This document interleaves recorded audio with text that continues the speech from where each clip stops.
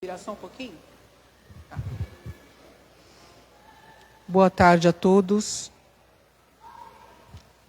Bem-vindos à nossa casa, né? Mais uma palestra e passe. Já vou falando para vocês da Semana Espírita, para a gente ir se preparando, se organizando, né? Dia 7/10, na Casa do Mestre, na Rua Espírito Santo, 132, vai estar Ângela Bianco. É numa segunda-feira, né? Dia 14/10, o Davidson Lemela vai estar no Grupo de Estudos Espíritas A Caminho da Luz, que é o GECAL, na Dr. Fernando Costa, 1023, em Cubatão. Dia 17/10, vai ter o Adeilson Salles, no Lar Espírita Fraternidade, na Carvalho de Mendonça, 79. Dia 21/10, teremos a Deusa Samu, no Jesus e a Caridade, na Rua Pará, 33. Dia 24/10, teremos em nossa casa Elizabeth Lacerda, né? Que é a voz que nós ouvimos aqui toda terça-feira, né? Essas músicas maravilhosas.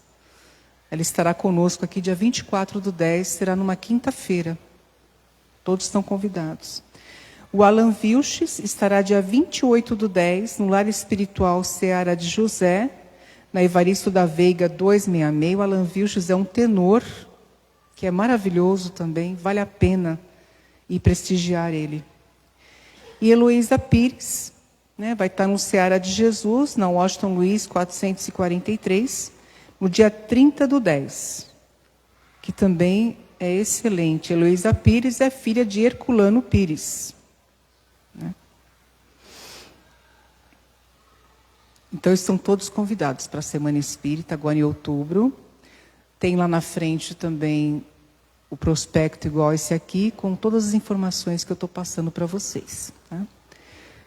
Vamos ler uma mensagem do nosso livro do De Luca. Põe alegria, ânimo e encantamento em tudo que fizer, que assim a vida melhora para nós a partir da melhora de nós mesmos. A orientação espiritual sugere-nos que expulsemos a tristeza. Ora, isso eu só conseguirei fazer se colocar a alegria no lugar da tristeza. Vou expulsar o desânimo com a vassoura do ânimo. Vou expulsar o vinagre do desencanto com o vinho do encantamento. Vou fazer tudo isso porque é isso que me dá forças para vencer os obstáculos do caminho. Se o obstáculo é grande, eu preciso dar um salto grande. Tenho então que ter muita força nas pernas para saltar. Com ânimo, eu sou forte. Com alegria, eu me estimulo positivamente. E com encantamento, pela vida, eu me robusteço com a força de um leão. Nossa mensagem da tarde de hoje, né? O nosso irmão Nelson, trabalhador da casa, que vai nos passar a sua mensagem na tarde de hoje. Então, vamos fazendo a nossa prece, rogando ao nosso Mestre Jesus o amparo, a inspiração e a proteção para cada um de nós na tarde de hoje. Que possamos fazer a vontade do Mestre e não a nossa. Que possamos, neste momento, Senhor, sentir a sua presença junto a cada um de nós, envolvendo os nossos corações e as nossas almas. Pai nosso que estais no céu, santificado seja o vosso nome. Venha a nós o vosso reino e seja feita a vossa vontade, assim na terra como nos céus. O pão nosso de cada dia nos dai hoje. Perdoai, Senhor, as nossas ofensas e ajudai-nos a perdoar aqueles que nos têm ofendido. E não nos deixeis cair em tentação, mas livra-nos, Pai, de todos os males, que assim seja. Graças a Deus e graças a Jesus. Graças a Deus.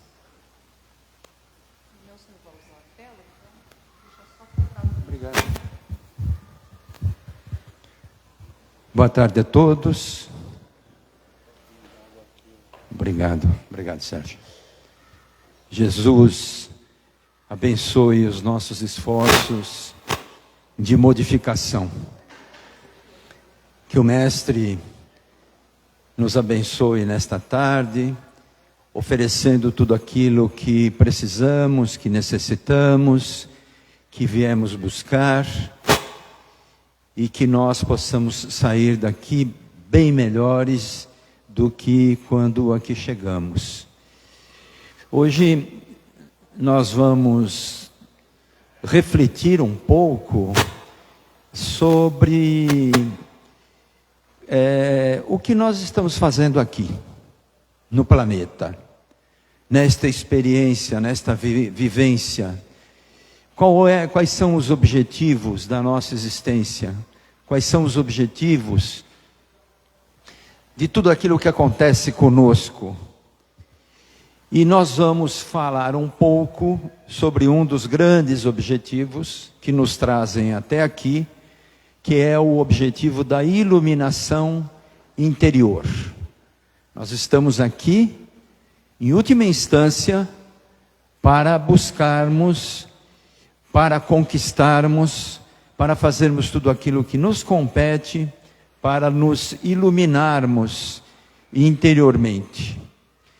E para começar as nossas reflexões sobre a questão da luz, a questão de nós fazermos com que a nossa luz pessoal, a iluminação interior, com que ela possa aparecer e ser utilizada por nós da melhor maneira, nós vamos nos socorrer do início da Bíblia.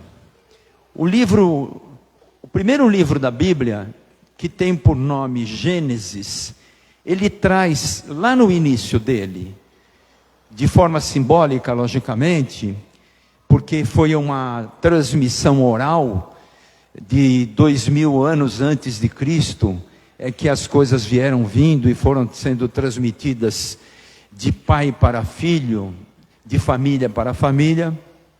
Nós vamos ver a seguinte anotação em relação já à questão da luz, a questão da iluminação, a questão daquilo que nos aguarda, daquilo que é a nossa competência, daquilo que é nosso direito.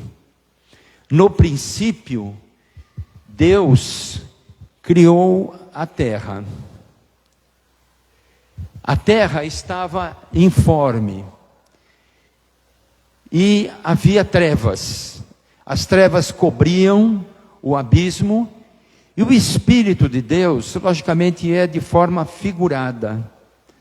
O Espírito de Deus pairava sobre as águas. É o ato da criação.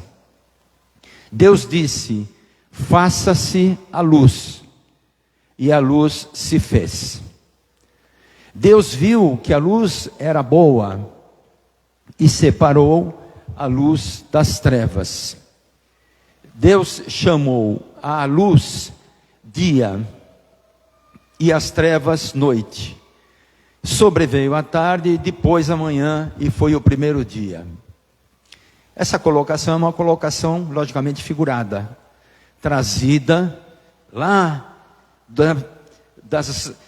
das orientações, das informações primitivas para nós, mas já nos trazendo e nos orientando como foi o ato da criação. E veja que coisa interessante, que o ato primeiro da criação foi o ato da luz, foi o ato do brilho, foi o ato da claridade.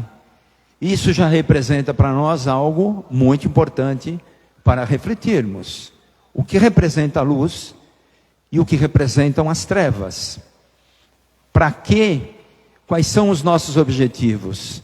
E isso me parece até bastante tranquilo para nós, uma coisa natural. Nós preferimos a luz ou preferimos a treva? Da própria essência já nossa. Nós, logicamente, preferimos a luz. A luz representa para nós algo melhor, algo superior, algo mais interessante, algo mais calmo, mais tranquilo. E nós vamos encontrar em Jesus a mesma citação em relação à luz. para nós refletirmos como é importante essa questão da luz. E Jesus, melhorando tudo isso, né? Jesus nos traz o seguinte ensinamento que está em Mateus. Em Mateus 13, nós vamos encontrar a seguinte citação: vós sois o sal da terra. É para nós que Jesus está falando. Vós sois o sal da terra.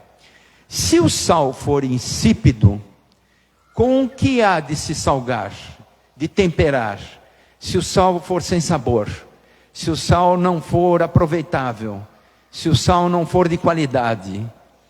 Então, Jesus já faz uma ligação entre a questão da alimentação, daquilo que nos alimenta, em relação àquilo que precisa ser colocado no alimento para o alimento ficar interessante. E dizendo que nós somos o sal da terra, nós somos a essência do sabor da vida, nós somos a essência para que nós possamos deixar a vida interessante, agradável, para que o alimento seja um alimento que nos traga prazer, que nos traga felicidade. Obrigado pela luz. Vós, para nada mais presta o sal insípido, senão para se lançar fora. Se ele não presta para temperar, ele tem que ser jogado fora e ser pisado. E aí vem aquilo que nos interessa para o assunto de hoje, repetindo lá a criação, o ato da criação de forma simbólica. Vós sois a luz do mundo. Não se pode esconder uma cidade edificada sobre um monte.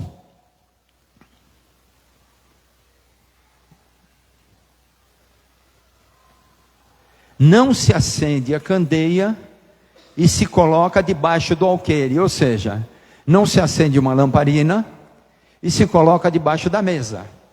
Ela não vai refletir nenhuma luminosidade, não vai servir para nada, tanto quanto o sal insípido. Assim, resplandeça a vossa luz diante dos homens, para que vejam as vossas boas obras e glorifiquem a vosso Pai que está nos céus. Aqui nós já temos uma orientação de Jesus para aquilo que serve à caminhada da vida. Vós sois a luz do mundo. Vós sois a luz do mundo. Dizendo que nós todos, sem exceção, sem absolutamente nenhuma exceção, nós todos temos a essência da luz. E Ele está nos convidando a fazer com que brilhe a nossa luz, com que resplandeça a nossa luz. Querendo dizer para nós o seguinte, que nós internamente já temos esse componente, escondido, latente. Mas Deus, ao nos criar, já nos criou com essa essência. Cabe a cada um de nós brilhar a nossa luz, fazer resplandecer a nossa luz e, logicamente, aumentar a luminosidade dessa luz que vai resplandecer. E esse é o grande objetivo da nossa vida.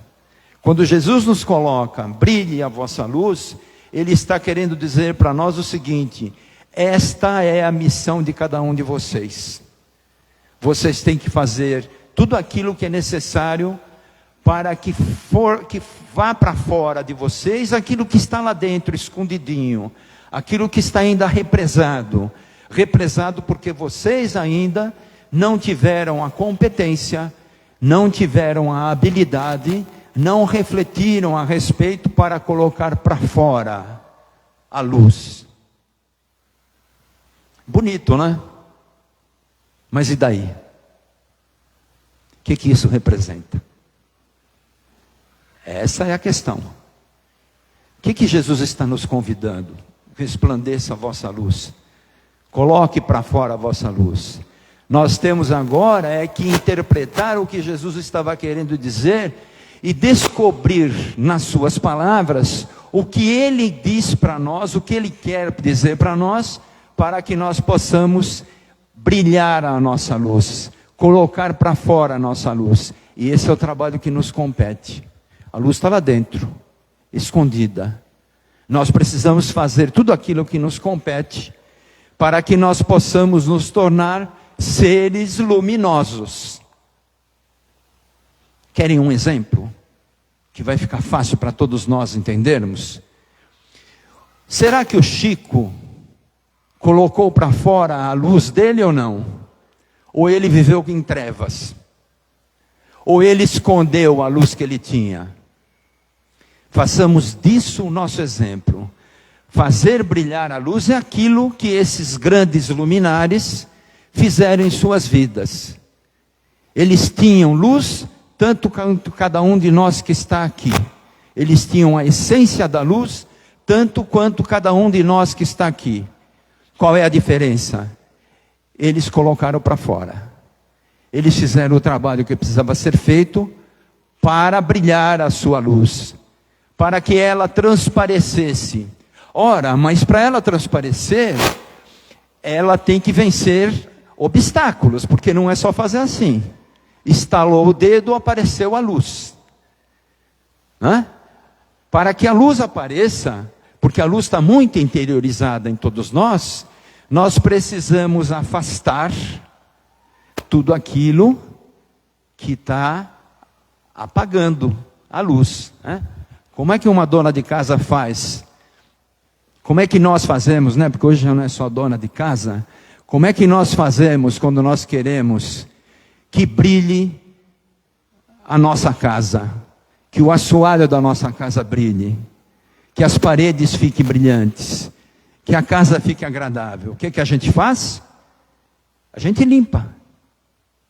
A gente tira a sujeira. A gente tira o obstáculo.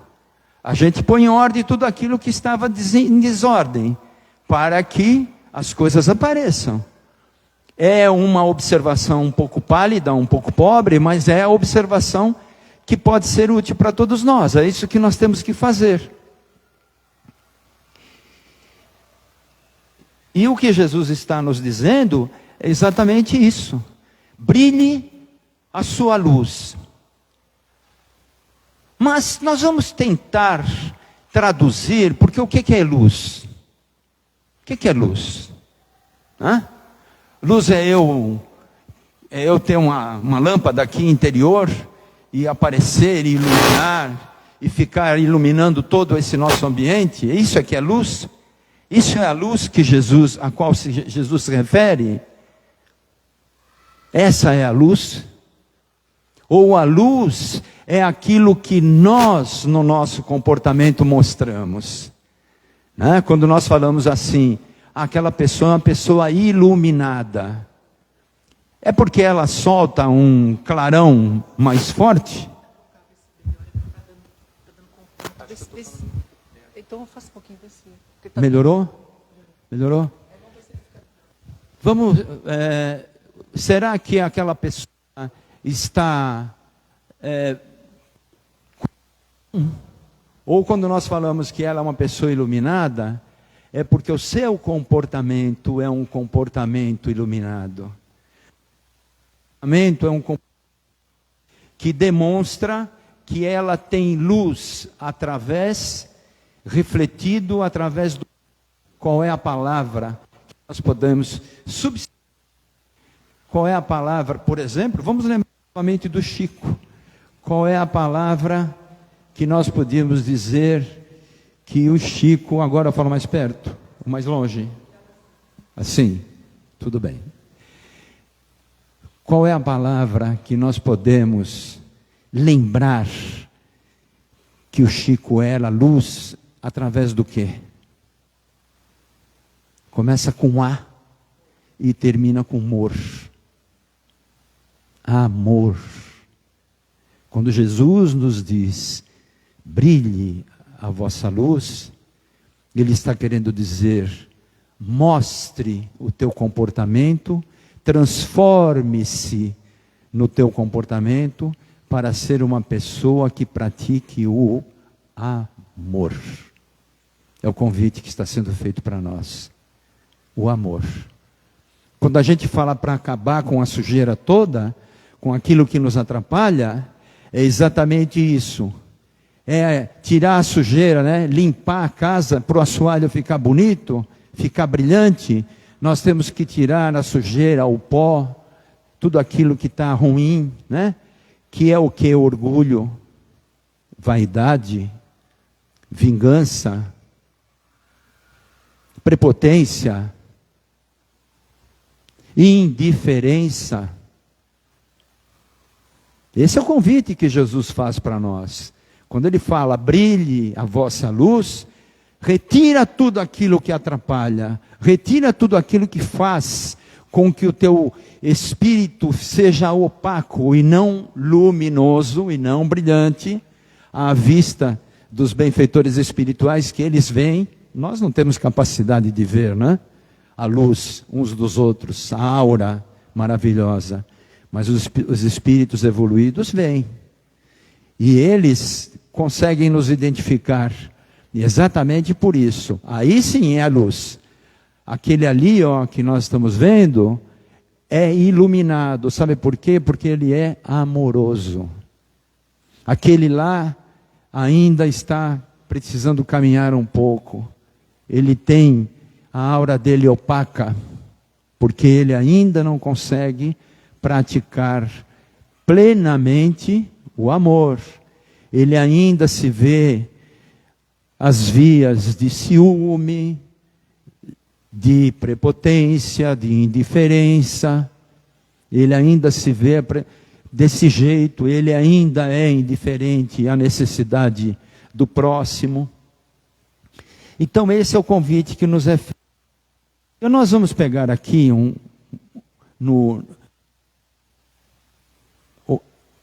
está me ouvindo agora? No livro O Consolador, de Emmanuel, esse querido, nós vamos ver alguns trechos do prefácio desse livro, pelas orientações que esse nosso querido irmão nos traz. E ele faz e esse livro já não é novo, é de 1960 e pouco. Ele nos traz algumas orientações e algumas verificações que são atuais. Vivemos em uma época extremamente conturbada. Vejam como vale tudo que foi falado aqui. Porém, uma rápida olhada pela história da humanidade nos mostrará que o homem sempre esteve envolvido em grandes problemas e sempre correu atrás de soluções. Porém, tudo o que ele fez foi podar as folhas da árvore das suas inquietações. Ele não foi ao fundo, né? Ele só podou, só por periferia, né? Só exterior, sem nunca chegar até a raiz de seus males. Isso só fez com que suas angústias se tornassem mais fortes e mais viçosas. A raiz dos males está fixada em terra ruim. Os nossos sentimentos, as nossas inferioridades, as nossas dificuldades espirituais, as nossas inferioridades ainda do ponto de vista de comportamento espiritual. A raiz dos males está fixada em terra ruim e dela se nutre. Isso aumenta mais e mais a distorção na forma de se perceber a realidade. As pessoas creem que o ilusório e o mutável sejam reais. Pior que isso, querem que o ilusório não se dissipe e que o mutável seja permanentemente o mesmo, ou seja, duas escolhas desinteressantes para todos nós, né? Creem na maior das ilusões, que são o ego e a mente pensante. Nesta época, em meio a tantas confusões, surge o Consolador, que é a doutrina espírita, que é o Consolador prometido por Jesus, lá na última ceia, né? Vocês não podem entender tudo agora, mas eu vou ao meu Pai e pedirei que Ele vos envie o Consolador. Esse Consolador que virá trazer todos os ensinamentos em relação ao que eu falo, e muito mais, e estará convosco até o final dos tempos. Que aclara, o Consolador que aclara, que aponta firme e decididamente os rumos seguros para a resolução de tantos conflitos. O que é a doutrina espírita, se não isso? O que é a doutrina espírita que aclara os caminhos, nos explicando tudo, de onde viemos, para onde vamos, por que estamos aqui, o que nos acontece, o que é interessante para nós, o que não é bom para nós, o que nós precisamos fazer para melhorar o nosso potencial espiritual, aquilo que não nos compete, aquilo que não faz bem para nós e do qual nós precisamos nos libertar. A doutrina espírita nos aclara totalmente, de forma límpida, de forma muito límpida, como nós devemos caminhar na vida. Que aclara os caminhos, que aponta firme e decididamente para os rumos seguros, para a resolução de tantos conflitos. Vejam só, nós temos uma fórmula tão simples para acabar com os conflitos. Tão simples. Eu diria até, de forma um pouco, não sei se corajosa, não sei qual é o nome que eu vou dar para isso, né? Que se todos esses governantes aí, que estão envolvidos nessas batalhas pelo poder, se eles viessem aqui, eles encontrariam a solução para tudo aquilo que eles estão fazendo de errado. E resolveriam o problema do mundo de forma muito linda, muito simples, muito pacífica, muito amorosa. Que aclara os caminhos e que aponta firme e decididamente os rumos seguros para a resolução de tantos conflitos. Porém, ele adverte: ande com seus próprios passos no caminho que você escolher. Sabe qual é o nome disso aqui? Livre-arbítrio. Livre-arbítrio. O Emmanuel já está falando, olha, vocês têm aqui a solução. Caminhe com seus próprios passos. Ninguém vai caminhar por você. Você estará sendo orientado, não substituído, nos caminhos da vida.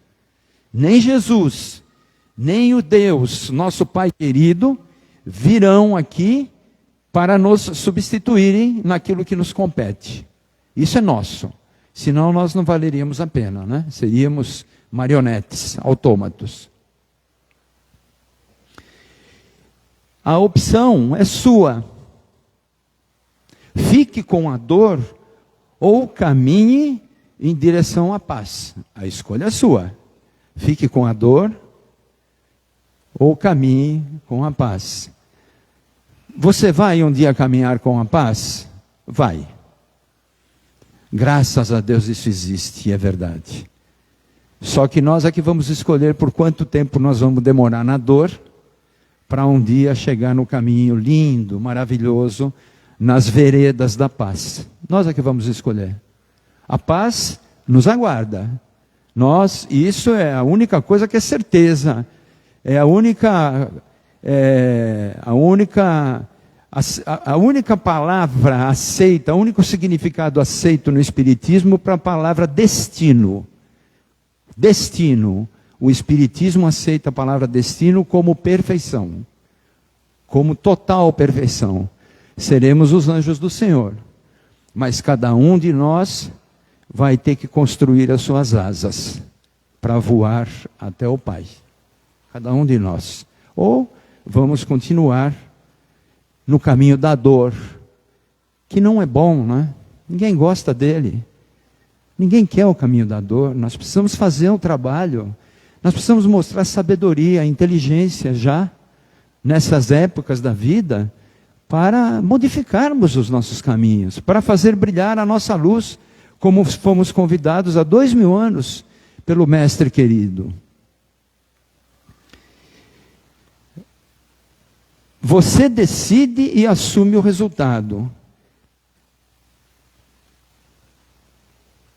Todos devem ficar atentos, pois está entre nós o Consolador prometido, o ancião dos dias. Olha que lindo. Ele está em todo o seu esplendor de ser. E o livro da vida está aberto diante dele. E com ele todas as potências do céu, que, como está explícito nas profecias, os ensinamentos do Consolador são de alegria, não são de tristeza e de dor. Os ensinamentos são de alegria e sabedoria suprema, e são revelados aos mansos e puros de coração, aos justos e sábios. Quem segui-los encontrará a consciência do divino. Neles estão as regras de conduta moral e espiritual dos verdadeiros adeptos da verdade. Qual é a escolha que nós vamos fazer? Cabe a cada um de nós fazer a escolha. Qual é a escolha que nós vamos fazer? Nós vamos atender ao Mestre, brilhe a vossa luz, ou nós vamos usar o nosso livre-arbítrio teimosamente contra os nossos próprios interesses? A reflexão é essa. Nós estamos aqui hoje, todos nós, na busca de paz, na busca de energia. E nós já estamos recebendo a paz e a energia. Os benfeitores estão aqui no salão e daqui a pouco estarão conosco lá atrás, distribuindo energia boa, para que nós possamos ser assistidos naquilo que seja mais urgente, aquilo que nós precisamos. Mas isso não é suficiente. Essa não é a solução final daquilo que nos traz aqui. Ou pelo menos não deveria ser.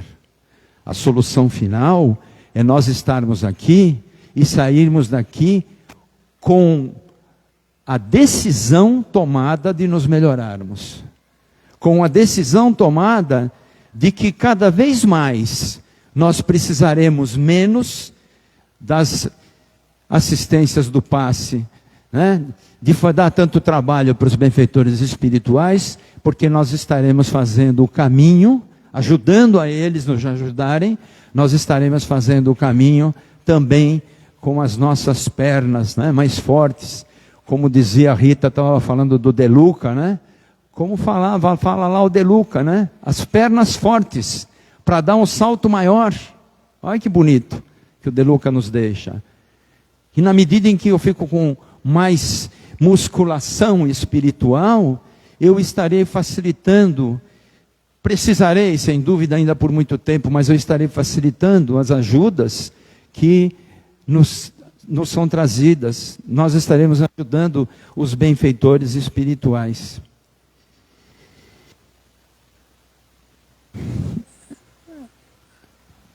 Numa passagem linda de Jesus, e aí nós vamos verificar o que realmente Jesus quis dizer de luz. Brilhe a sua luz. De forma muito matreira, muito marota, Jesus estava incomodando, né, os poderosos do templo, os poderosos da religião, da política, das finanças, né? E eles perguntam a Jesus, querendo deixar Jesus numa situação difícil: Mestre, tu que és mestre, qual é o maior mandamento? E Jesus não nos deixa dúvida, ele não entra na armadilha, ele percebe, né? Jesus tem a capacidade de perceber a parte psicológica nossa de maneira brilhante, mas ele nos deixa o ensinamento maior, que ele poderia até ficar só por ele, só nesse ensinamento, né? Quando ele percebe que eles estão querendo isso, ele diz: amarás a teu Deus de todo o teu coração, de todo o teu entendimento. Amarás ao teu Deus e amarás ao teu próximo como a ti mesmo. Aí, e ele abre mais ainda a questão, para não ser mais questionado. Aí está a lei, ou seja, os 10 mandamentos, e os profetas, todos. Tudo aquilo que foi ensinado até agora, está aqui. Amarás ao teu Deus de todo o teu entendimento, de todo o teu coração, de toda a tua alma, e ao próximo como a ti mesmo. E alguém não satisfeito com a resposta de Jesus, pergunta: mestre, o que é fazer amar ao próximo como a mim mesmo? E ele deixa claro o seguinte: faça ao próximo tudo aquilo que você gostaria que o próximo fizesse para você. Perguntinha simples. Antes de qualquer atitude, se a gente fizesse essa pergunta, nós salvaríamos o mundo. Começando por nós. E não faça ao próximo nunca aquilo que você não gostaria que o próximo fizesse para você. Regra de conduta simples, profunda, verdadeira, a salvação da nossa alma. Faça ao próximo tudo aquilo que você gostaria que o próximo fizesse para você. E não faça ao próximo aquilo que você não gostaria. E naquela época, os samaritanos eram um povo odiado pelos judeus. Era odiado. E vejam a profundidade de Jesus. E aí alguém pergunta: mas mestre, quem é o meu próximo? E Jesus conta a seguinte história. Certa vez, uma criatura caiu ferida na calçada, no meio da rua. Caiu, passaram por ele um fariseu e um levita. E os dois atravessaram a rua e passaram ao largo, fazendo de conta que não o tinham visto. Em seguida, veio um samaritano, que vendo aquele homem totalmente ferido, sem roupas praticamente, para que ele não identificasse inclusive de que etnia ele era, pegou aquela criatura, passou nele óleo e vinho, pegou-o no colo, levou-o até a estalagem, pediu que o dono da estalagem cuidasse das suas feridas, deixou o dinheiro para que ele pudesse continuar a viagem e que o dono da estalagem cuidasse daquela pessoa doente, daquela pessoa ferida. E disse que fizesse tudo aquilo que fosse necessário, que se o dinheiro não desse, na volta, ele devolveria tudo aquilo que estava faltando. E aí Jesus pergunta: quem é o próximo do ferido? E eles não tiveram outra saída a não ser falar o seguinte: o samaritano. O samaritano estava fazendo a luz dele brilhar. O samaritano estava utilizando o amor. O samaritano não olhou para quem ele estava fazendo, por que ele estava fazendo. Ele simplesmente recebeu um chamado de muito amor, um chamado que veio do alto, porque ele tinha um coração bom, que já conseguia falar com o plano superior, e fez tudo aquilo que precisava fazer. O samaritano fez a sua luz brilhar. Façamos a nossa luz brilhar todos nós. Muita paz a todos.